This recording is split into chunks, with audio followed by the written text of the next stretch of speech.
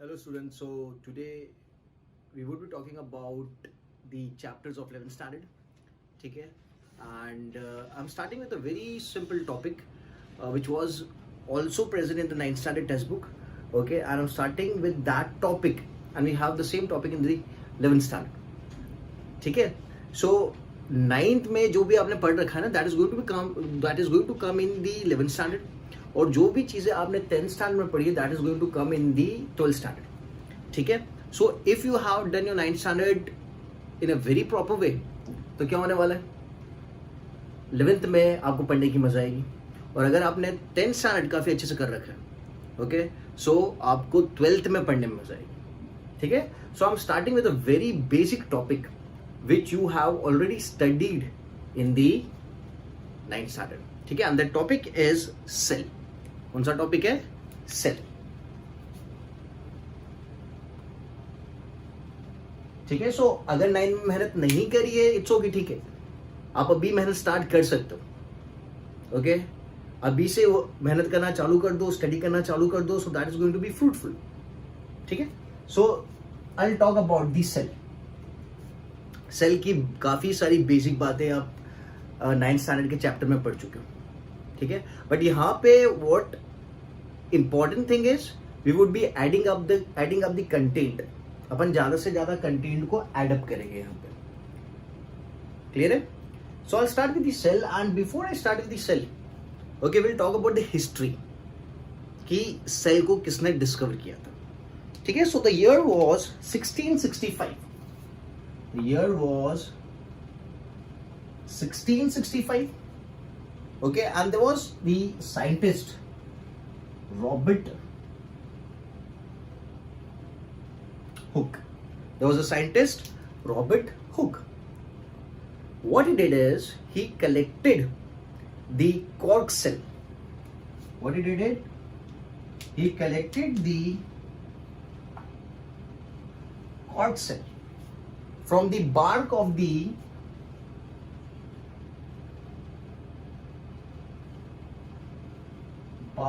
Spanish oak tree.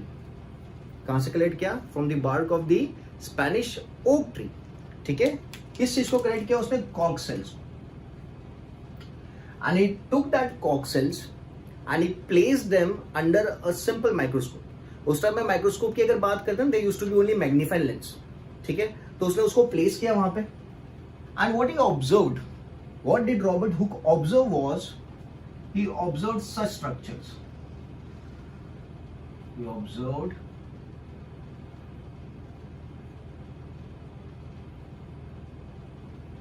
such structures. This was like the honeycomb structure. ठीक है.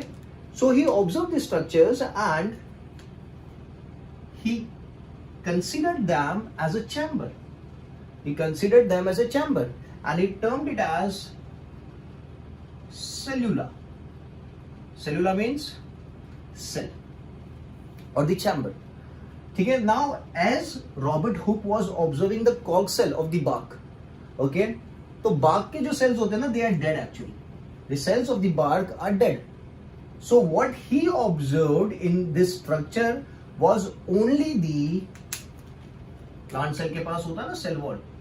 ही only observed the cell wall because जो अंदर content होता है, प्रोटोप्लाज्म होता है, साइटोप्लाज्म वाला जो कंटेंट होता है ना, वो क्या हो चुका है? वो डिग्रेड हो चुका है, डिसइंटीग्रेट हो चुका है, because this is a dead cell. तो यहां पे अंदर की तरफ there was only empty space. क्या था? सिर्फ खाली जगह थी. ठीक है. And that is the reason he termed it as a chamber, cellula, cell. Clear है. सो एम्प्टी स्पेस क्यों थी? Because he observed a dead cell.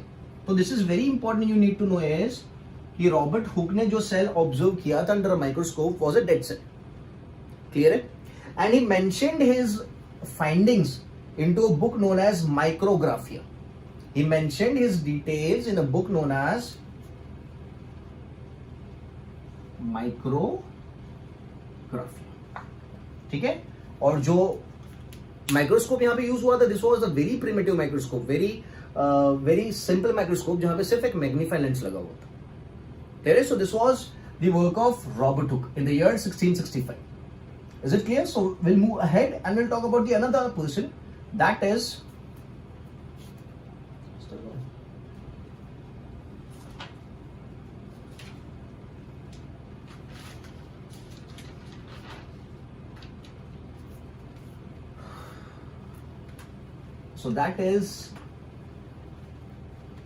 Leeuwenhoek.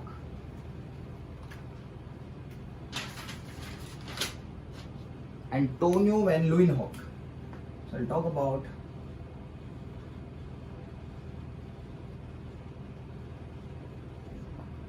okay? This guy, this scientist, he observed living cells. ठीक है, याद रखना, because Robert Hooke ने dead cells को observe किया था और इसने living cells को observe किया. ठीक है? So he observed the bacteria,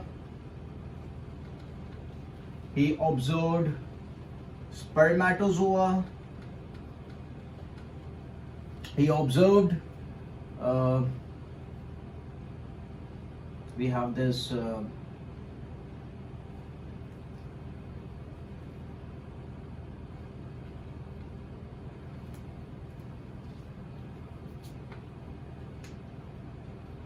protozoa.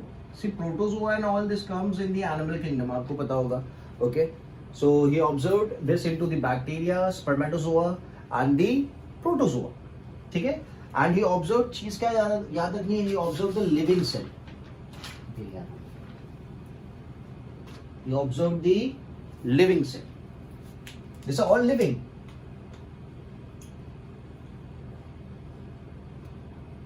ठीक है? So I'll add one more, that is the RBC. That is the RBC. So Leeuwenhoek, Antonio van Leeuwenhoek observed the bacteria, spermatozoa, protozoa, RBCs and the living cell. Okay? Then comes the another scientist, that is the Robert Hooke. I'm sorry, the Robert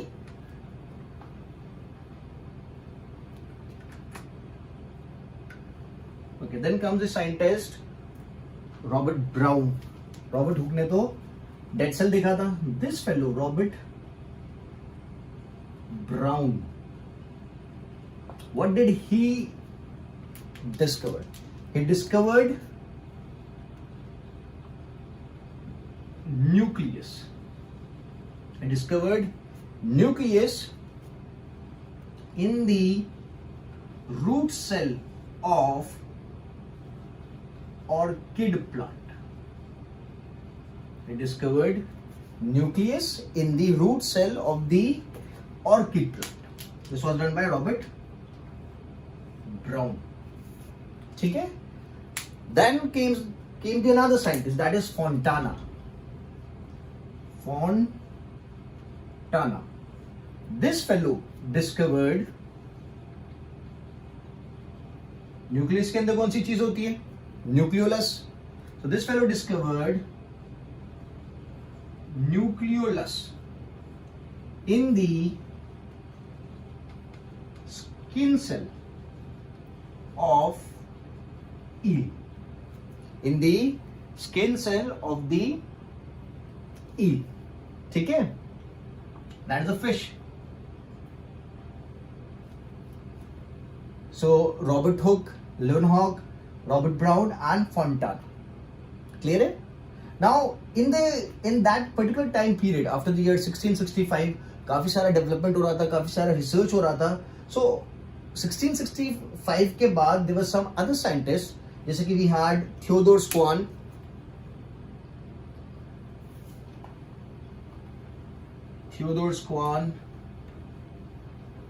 I'll put it as Swan.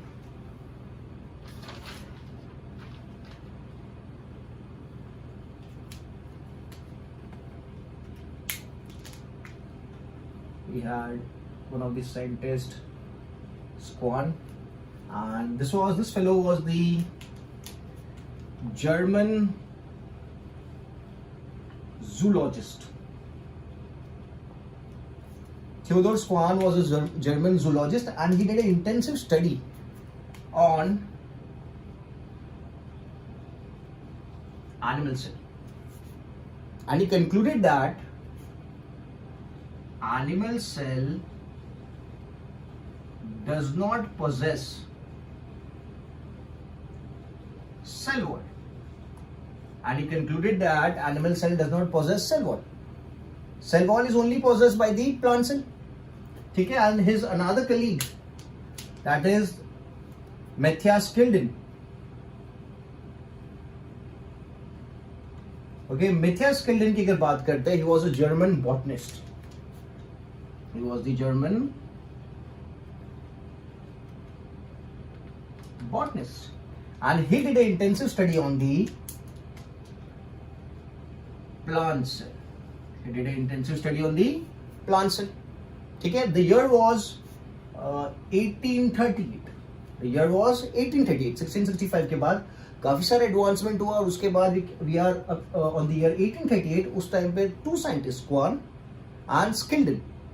Okay, one is the zoologist, another is the botanist. Okay, one studied the animal cell, another studied the plant cell. They got together, they did some intensive work, and they came up with the cell theory. They came up with the cell theory.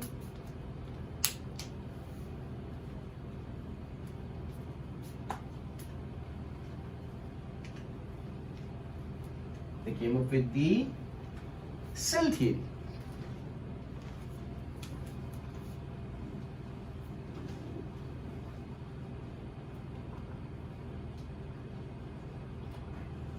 Now, what points did they put in the cell theory? So, according to them, all living organisms are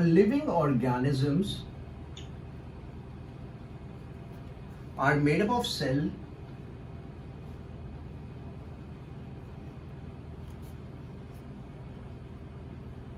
and its components and its products. All living organisms are made up of cell and its components and its products. That means cell is the structural unit. That means cell is the structural unit of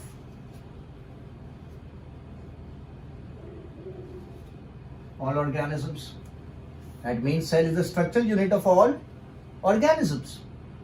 The second point they put in the cell theory was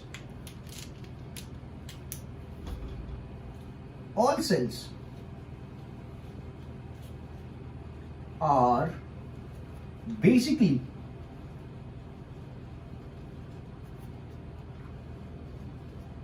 similar in structure and function. All cells are similar in their structure and function. That means what? That cell is the fundamental unit of life. That means cell is the fundamental unit of life. So this is the cell theory. So जहाँ पे all living organisms are made up of cell and its products, all cells are basically similar in structure and function. That means fundamental unit of life is the cell, and the structural unit of the life, structural unit of all organisms is the cell. ठीक है? But यहाँ पे जो cell theory है, it has a drawback. It is not able to explain how does a cell originate or how is a cell formed, from where is the cell coming. ठीक है? तो cell theory जो है, it's not able to explain that. So now comes the another scientist, that is Rudolf Virchow. Rudolf Virchow. I'll rub this down. So Rudolf Virchow ने जो cell theory थी उसमें ये दोनों points तो है ही, but he added one more point. I'll put the point here. He mentioned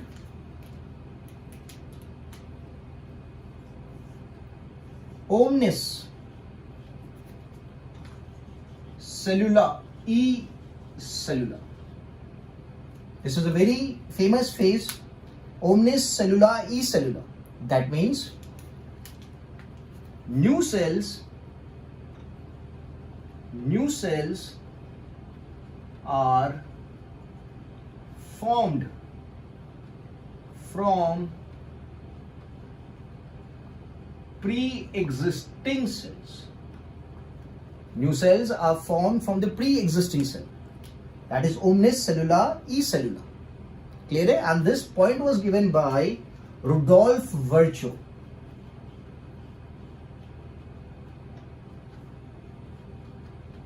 This was given by Rudolf Virchow.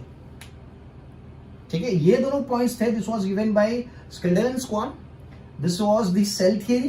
But जब मैं तीसरा पॉइंट डालता हूं, that is omnis cellula e cellula. Okay, that is the new cells are formed from the pre existing cell.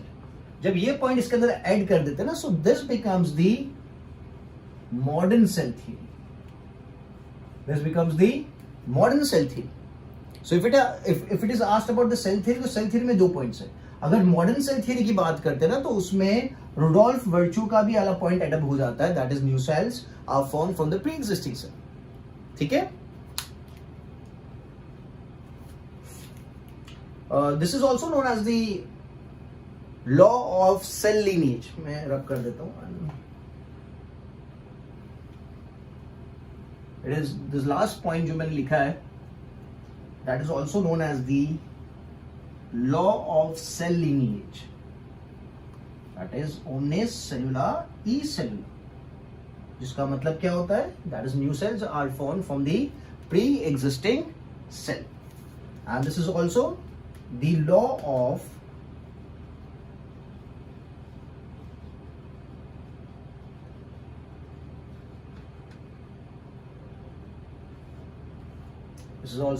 of cell lineage. ठीक है, so now will move ahead and will talk about the size of the cell. ठीक है, आगे cell के size के बारे में देखते हैं.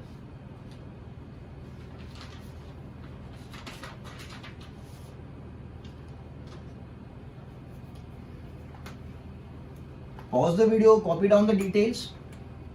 एंड टेक्स्ट बुक्स तो अवेलेबल नहीं होगी, but you can download the text books from the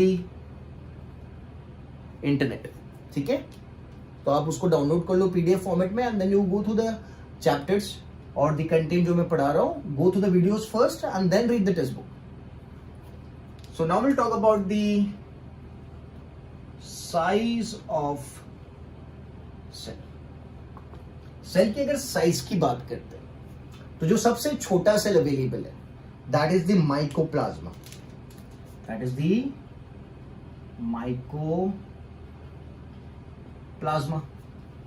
mycoplasma की अगर साइज की बात करते हैं in terms of length, that is only 0.3 micrometre. कितना है? 0.3 माइक्रोमीटर है. उसी के साथ अगर मैं बैक्टीरिया की बात करता हूं,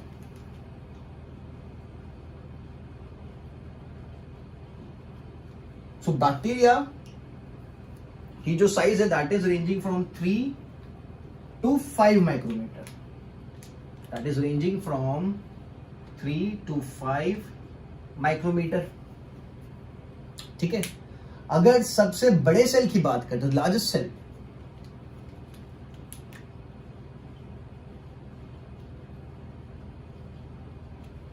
अगर लार्जेस्ट सेल की बात करते हैं, सो that is in terms of length 15 centimetre. That is in terms of length, that is 15 centimeter, and that is the egg of ostrich. That is the ostrich egg. ठीक है, तो ostrich egg जो है उसकी size in terms of length is 15 centimetre, और mycoplasma की length है that is 0.3 micrometer. सो सबसे लार्जेस्ट हो गया ostrich egg, सबसे छोटा हो गया माइकोप्लाज्मा. ठीक है, अगर आरबीसी की बात करते हैं, if I talk about RBC गोल होता है. ओके, सो उसके डायमीटर की अगर बात करते हैं, so the diameter is 7 micrometre. The diameter of the RBC is 7 micrometre. ठीक है, so this are the basic things you need to know. अच्छा,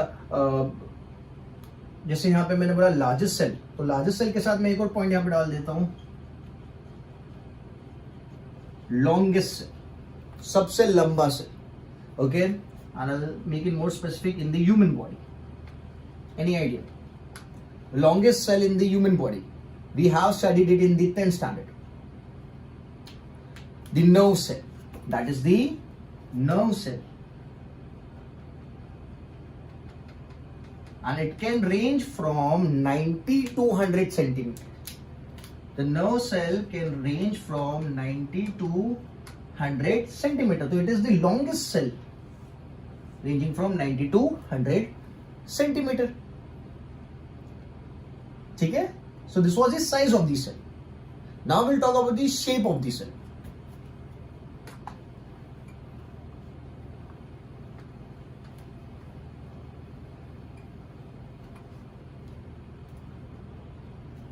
So अगर शेप की बात करते हैं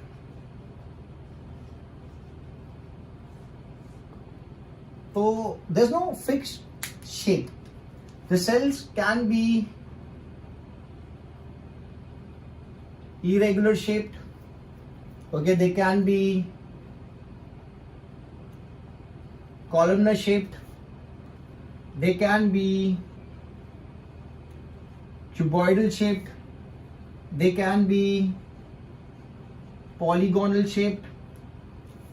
So there's no fixed shape. Okay, we can also put it as the disc shape. ठीक है, तो shape is not going to be fixed. Okay, different cells would have different types of shapes. So it could be irregular है, columnar है, cuboidal है, polygonal है, या फिर disc shape. ठीक है?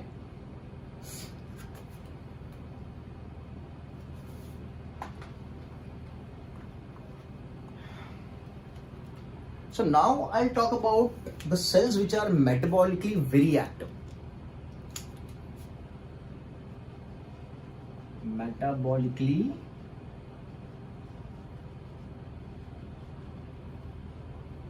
active cells.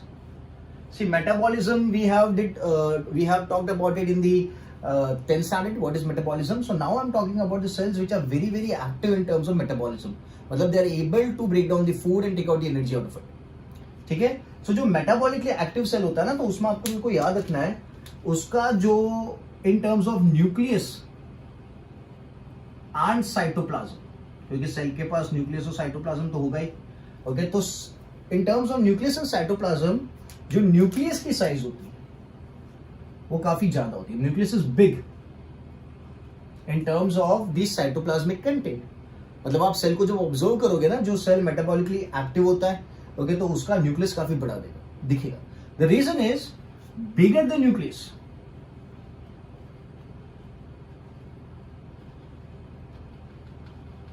bigger the nucleus, more efficient control.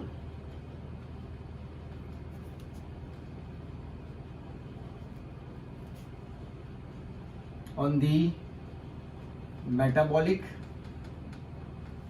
activity of cell. क्योंकि nucleus को कंसिडर किया जाता है as the brain of the cell. So यहाँ पे जितना बड़ा न्यूक्लियस रहेगा तो इतना इफिशिएंटली सेल फंक्शन कर पाएगा. और यहाँ पे I am talking about the metabolic process. ठीक है? और दूसरी जो चीज होगी कि उसका जो surface area in terms of volume,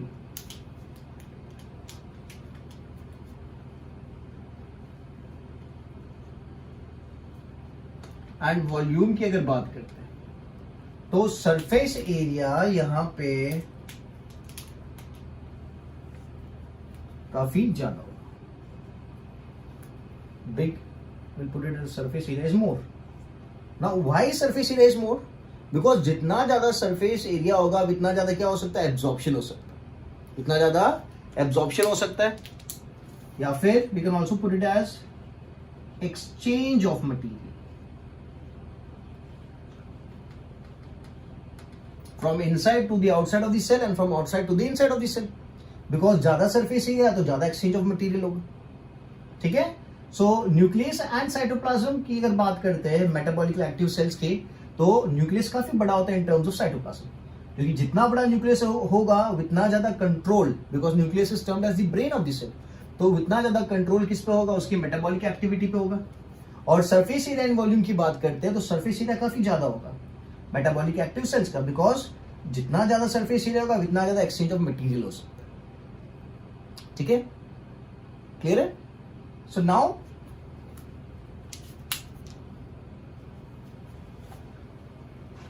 this were some of the basic things I did talk about.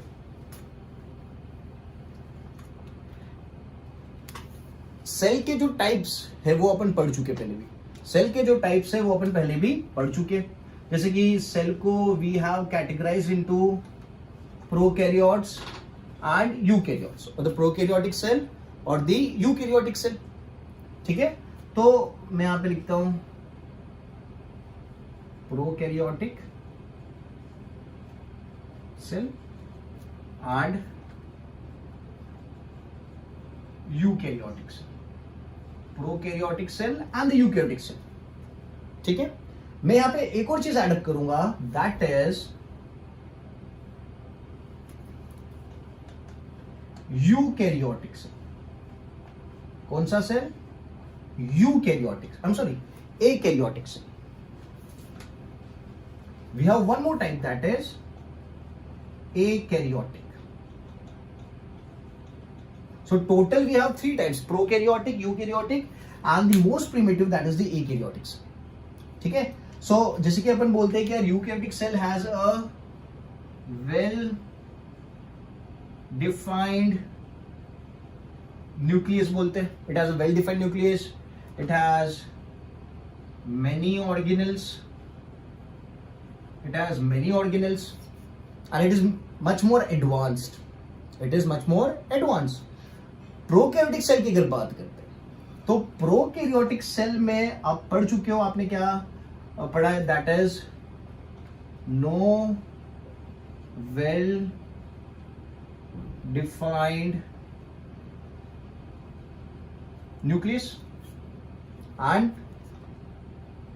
Many organelles are absent.